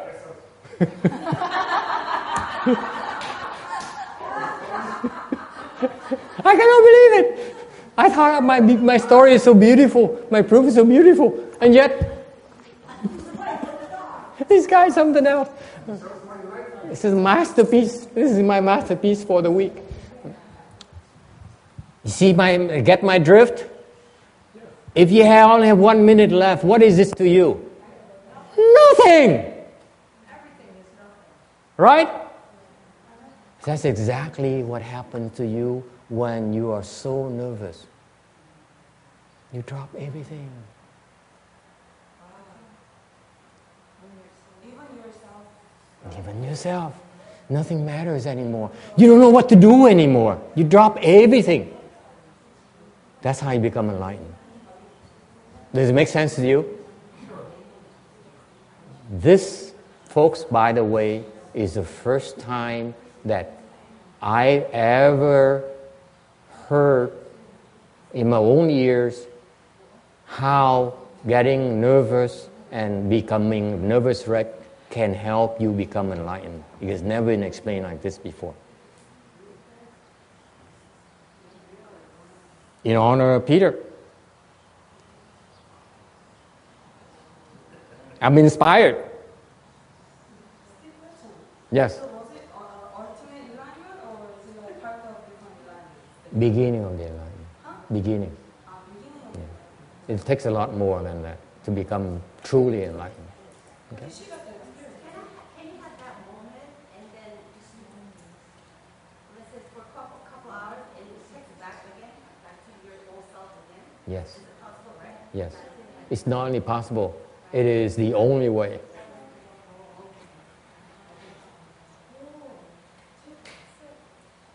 You can only escape for so long. You have to go back to reality, right? That's all the blessings you have. But when you're free, that's the manifestation of your blessings. When he's happy, that's because of his blessings. When he becomes grouchy, because his blessings run out. Simple as that. Okay? That's the way it is. Okay? You cannot be happy forever. You like it all you want. Okay? So far so good? Is it clear now why become enlightened? Because of his extreme nervousness. He is able to drop everything. Nothing matters anymore. He doesn't give a damn anymore, excuse my language. Right? He said, nothing else matters. I'm so scared of that guy behind the front door who keeps knocking the door and that nothing else matters. You drop everything.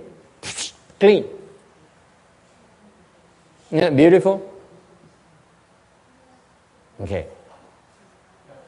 Is it the end of the story? No. Of course not. He may become enlightened, but he still have created offenses against the man he killed. Okay? He still has to pay for that. He still has to pay for his mistakes. But it's down the road. Is it clear? It's two different events. How did he become enlightened? Because he cultivated before. Let me tell you. He planted the seeds for enlightenment another lifetime. Okay? He cultivated beyond. He wanted to go beyond the 8th level of samadhi another lifetime. That's why this lifetime, another lifetime, he says, I want to go higher than 8th level of samadhi. Please take that very seriously. If you say, I want to go to 8th level of samadhi, that's all you're going to get. If you say, I want to go better, I want to do better, that's how you become enlightened. Is that clear? Does it answer your original question? Okay?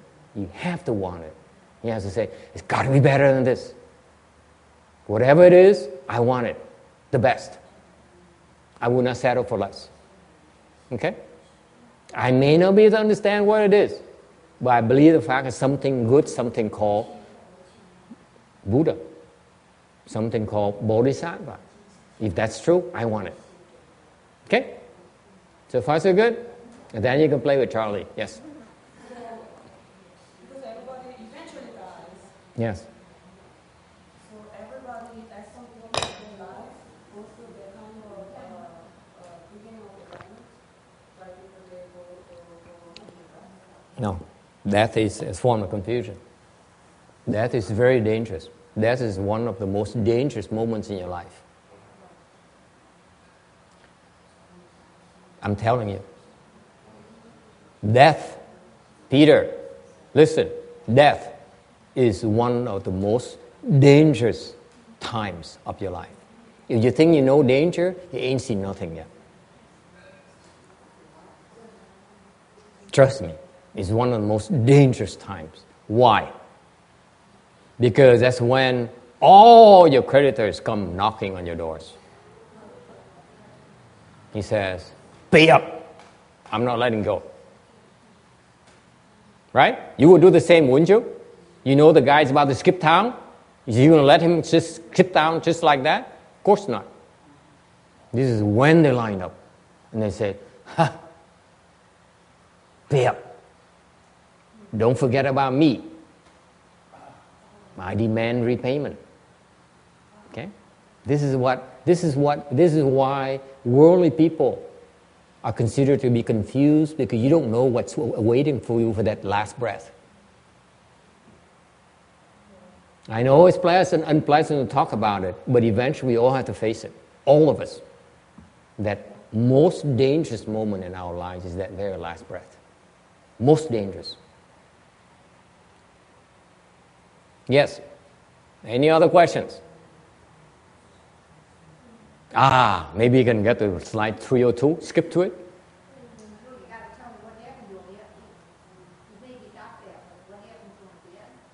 Well, eventually the rest is cultivation, because what he got is small enlightenment. It's not the biggest enlightenment. So what happened is that after the small enlightenment until the big enlightenment, his road is very hard. It's very, very tough. Because the guy kept on coming back and trying to kill him. The husband pursued him lifetime after lifetime. So he later on, for example, he became a monk, opened a temple, and then the husband become someone who comes and say, I'm going to destroy your reputation. I'm going to destroy you. Lifetime after lifetime. He has to die many times. Wait a minute, I thought it was 1 for 1. He killed him once, the other guy kills him once, that's it. What? I thought it was 1 for 1. Not that if you kill one person, they kill you 100 times. Well, because his crime was so severe. Yeah. It's not simply an act of killing. For example, let's say you kill someone by mistake, then you have to die one time. Or you intentionally kill someone, that's a much more severe offense. You may have to die several times to 1,000 times to make up for it. So does that mean if you tell me a poor ending story, and then you also listen to my lousy stories for a long time too? Yes, Okay. absolutely. Yes. I have read this, I don't know where, but I really don't. But when people face things in their lifetime, say like cancer, is that sort of a cleansing process for some other lifetime? And it's like, Yes. that's a quick way to make it better for the next lifetime? No, it's repayment. Is repayment. Yes. But then when you finish with the cancer and say you're dead, you're all good again? Is that it for the next Hopefully. lifetime? Hopefully. That's Hopefully. what I heard. Hopefully. It's you repaying your karma. Yeah. Okay. So you as you're suffering, you endure the suffering, then you paying off your debts. There are other ways to resolve it as well, but that's one form of repayment. Okay? Any other questions? Yes. So people who don't even know, even don't feel anything when they see something die on the street or whatever, and just live like that and then feel unfulfilled and don't care about anything and just die, have very little chance of starting their life because they are going to repeat and repeat. Who has a chance of enlightenment? Who has a chance to be enlightened? Like if somebody, some people just don't even care to look for the truth, or who don't even care about other people's suffering because they're so caught up with their own suffering without even knowing they're suffering. Yeah. It will take a long time until they even get into the spot. Yes.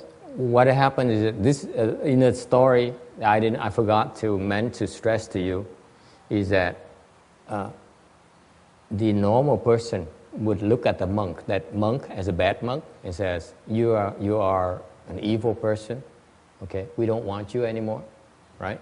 That's what most people would treat him. In Buddhism, we don't do that. We don't punish them. Even though this monk is bad monk, we don't punish him, okay? We don't, like, for example, hang him. We don't. Is it clear? We don't take people's lives. We don't take lives, even if they're bad, they're wrong. Okay? Because even this bad monk still has a chance to become enlightened. We don't reject anyone. Okay? Let them be. Is it clear? So that's why Buddhism can have an all-embracing attitude. It takes wisdom to see that. You agree? Because most of you have the reaction, you're a bad person, I don't want anything to do with you. I will put you away in a prison. I would, so and so and so. I will punish you. I will reject you. I will kill you. Okay? In Buddhism, we said, it's your life. You have to be responsible for your life. Okay? Is that clear? This is why Buddhism is so much more open-minded, if you will. We don't judge. We let people be. Okay? Why? Because we're not attached to it. Remember this? This is why. Even the 8th level samadhi is still attached to this. Buddhism, we say, no, there's no need to be attached to disliking even evil people. I would tell you 8th level samadhi is still attached to disliking evil people. I assure you of that. Okay? The Buddha says, no need for it. Let them be. Does it make sense?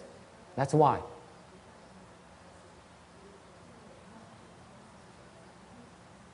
All right? All embracing. It's okay. We try our best. That's it.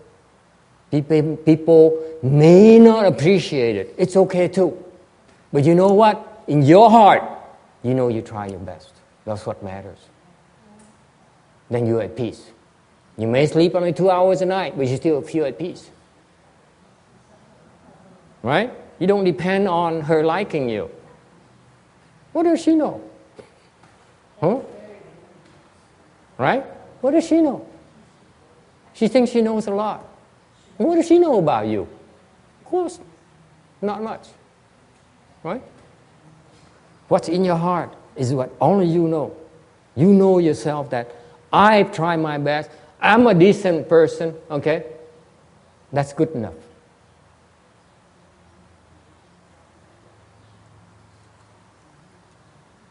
Okay? Anything else? So that's why we can embrace people.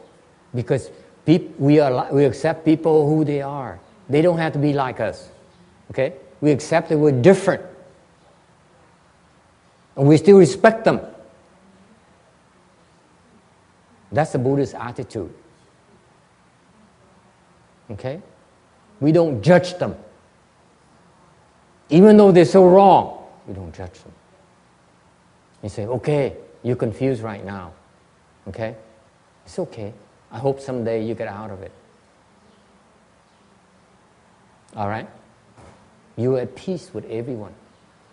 You don't have to resent them. You don't have to be afflicted. Okay? Yes, that's freedom. That is this thing that we're dropping. That people don't realize. People attach to what they think they know. You hear me? They think they know. They think they know this is important. The one who knows, really knows, can drop it. The one who doesn't know hangs on to this says, I know, and you don't. Xianshun, do you hear me? I know, and you don't. That's not knowledge. True knowledge is when you're able to let go and be free from your knowledge. Is it clear? Yes? Now I'm confused. Of course. So, are you saying that a person like Hitler, we leave him alone and let him do what he wanted to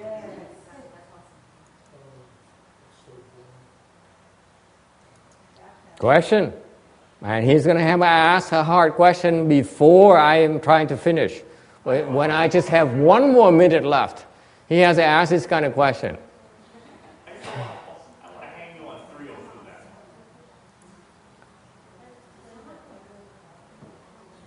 It's 296. So it's we have to accept that Hitler is going to be Hitler, or what? Is that what you're saying? And let him do what he wants to do. Because we can embrace him. Because the cause is so bad, he'll get his own effect in a later lifetime in a terrible way. Or should we kill him? Who says we have to do nothing? He said we had to embrace him. We embrace him, it doesn't mean we can't kill him.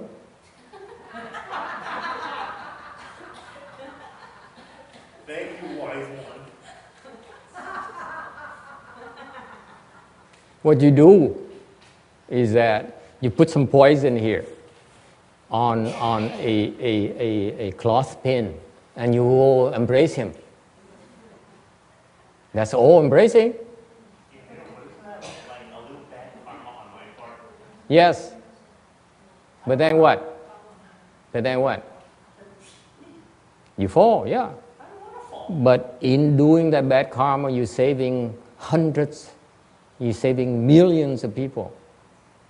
That's good karma somewhere there. The world is always a combination of evil and good, right? You need to strike a balance. So, some people strike a balance by coming to my lecture, listening to me for half an hour, and then play with the dog. That's a balance for them. Okay? It's a balance. It's still better than staying at home and and play with the dog.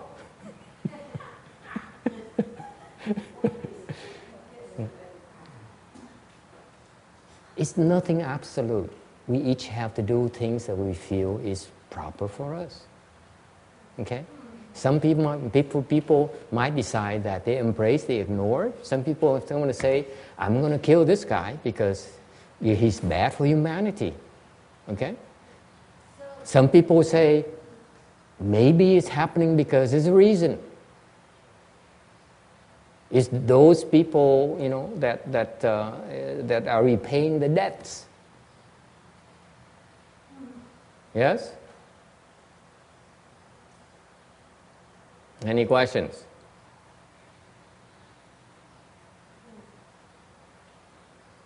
See, I have an answer for everything today.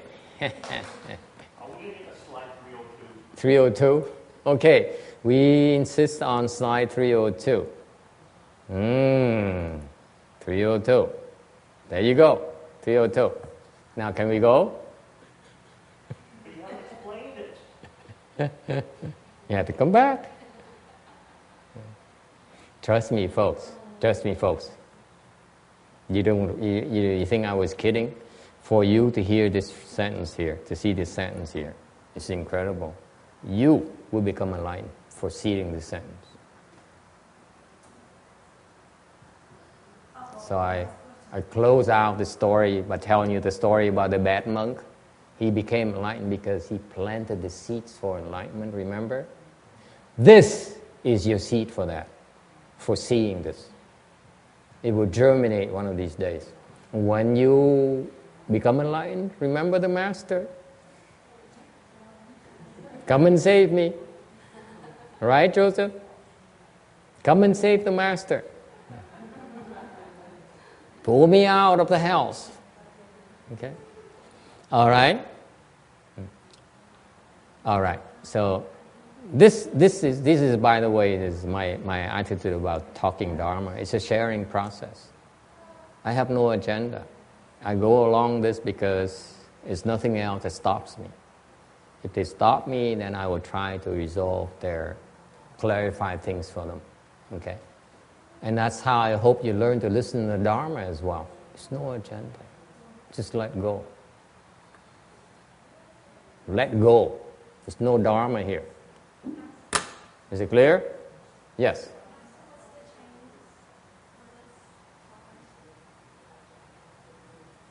因无所住而生其心。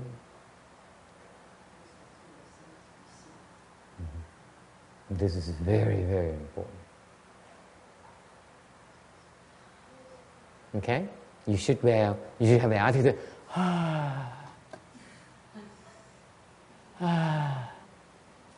Okay?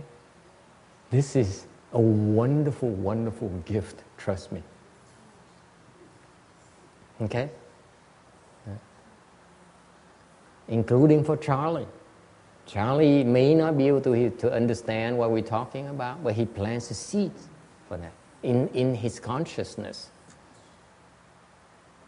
And maybe someday he become a bad monk, become enlightened in the same lifetime because of this. And this is Vietnamese. Phải nên vô sở trụ mà sinh tâm. Okay? So far so good? I don't have any Korean, sorry. Yes? On Creole, he should produce that mind without dwelling in sound, smell, space, tangible objects, or dharmas. What does dharmas mean? Dharma is anything. Anything that your mind conceives of is a dharma. Whatever you think of is a dharma, meaning anything and everything. Anything is the worldly, the people of the world know of anything. Everything is everything.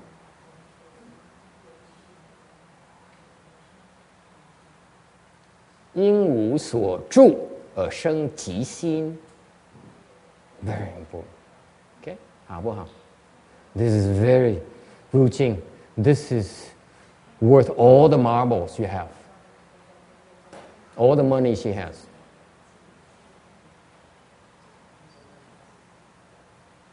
You know, because this is nothing more powerful than direct enlightenment. This is what made the sixth patriarch become enlightened instantaneously.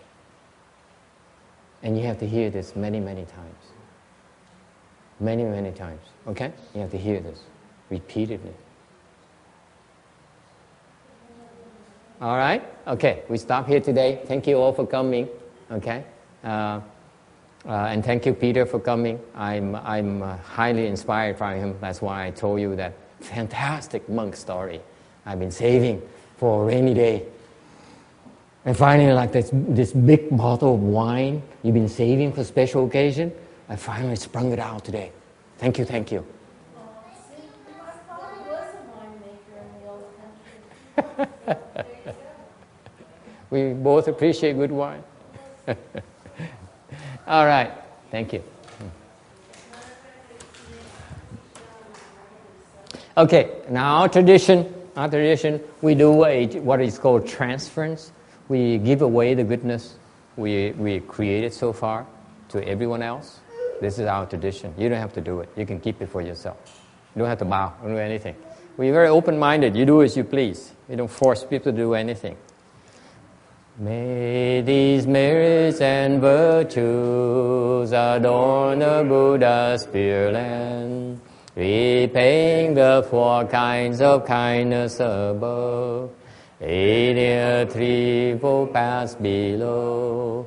May those who see and hear all bring forth a Bodhi mind.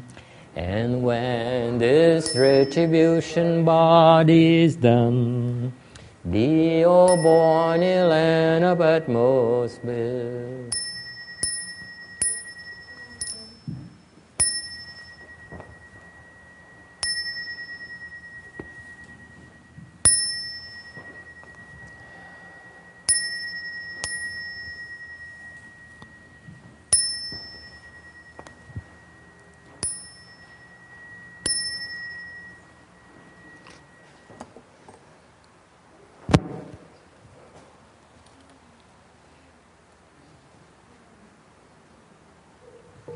南无大智文殊师利菩萨，南无大智文殊师利菩萨，南无大智文殊师利菩萨，南无大智文殊师